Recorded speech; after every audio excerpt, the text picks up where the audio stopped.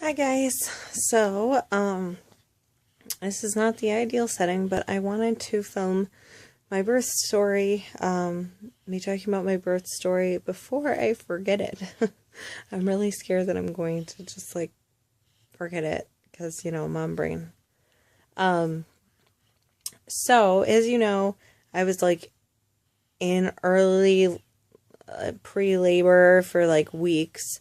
Um, the day before I gave birth to Nora, I went in for a midwife appointment and I was 2 centimeters dilated and 2 or 3. See, I'm already reading stuff. And she did a really intense stretch and sweep on me. So when she left, or when I left, I was super crampy. And on my drive home, I was stuck in this horrible traffic and construction. And I was having lots of contractions still, and they seemed like they were getting more intense, and they were getting close together. And it felt like my water had broke. It felt the same way that it felt when with Aria, my water had broke. So I got home and called my husband because it seemed like things were happening. And we went into the alternative birth center about 2-3 hours later because I'd called my midwife and she's like, well, if they start getting closer together, come in, because if your water's broken, we like you to come in sooner rather than later, especially because you're kind of far. So I went in and they checked me, and it was not amniotic fluid. It was, I guess, just all of the stuff that they swept up kind of liquidized and just kind of came out at one time. So I was really discouraged, and they checked me and I wasn't dilated anymore and I wasn't effaced anymore, and they sent me home. But before they sent me home, the midwife that I just love, Sarah, who was there and came in, she was feeling my stomach and finally no, you're having real contractions. This is early labor contractions, but for some reason, they're not doing anything for you. I don't think the baby's in the right position, and I think your body's been trying to start labor for 2 weeks, but the baby is just jammed in the pelvis wrong or something. So go home and do inversions and do cat and cow, and then see what happens. So I did, and did inversions, cat and cow, took a bath, went to bed, woke up at 3:15 in the morning. Our power had gone out that day, so it was a blackout. I woke up at 3:15 in the morning upstairs, sweating my balls off. And I finally felt it. I was in true labor. So that was really exciting. I went downstairs and labored a little bit.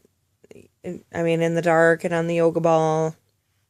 Lots of on all fours and stuff like that, because I really wanted to make sure she got into the right position and stayed that way.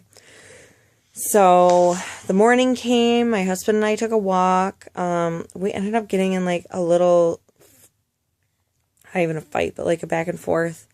And then I felt like my labor just kind of stopped all of a sudden. So I took a bath and I put a couple of drops of clary sage oil in it, which really, really relaxed me. And my contractions were tapering off. So I'm like, yay. Is this really another false alarm? I really thought this was happening. What the heck? So I did that, and then I took a nap. And when I woke up from my nap, bam, they were back.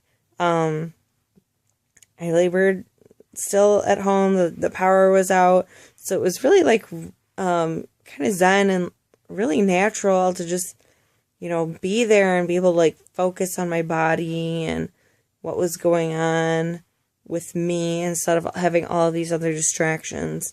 So that was really cool. I did read a little bit, and me and my husband took our laptop and watched a couple videos throughout the day. But mostly we were just kind of hanging out and really comfortable. And Ari was over at my mother-in-law's for the weekend, so it was just me and Nick. And it was really just nice. I started getting, I ate throughout the whole day and drank a lot of water and red raspberry leaf tea.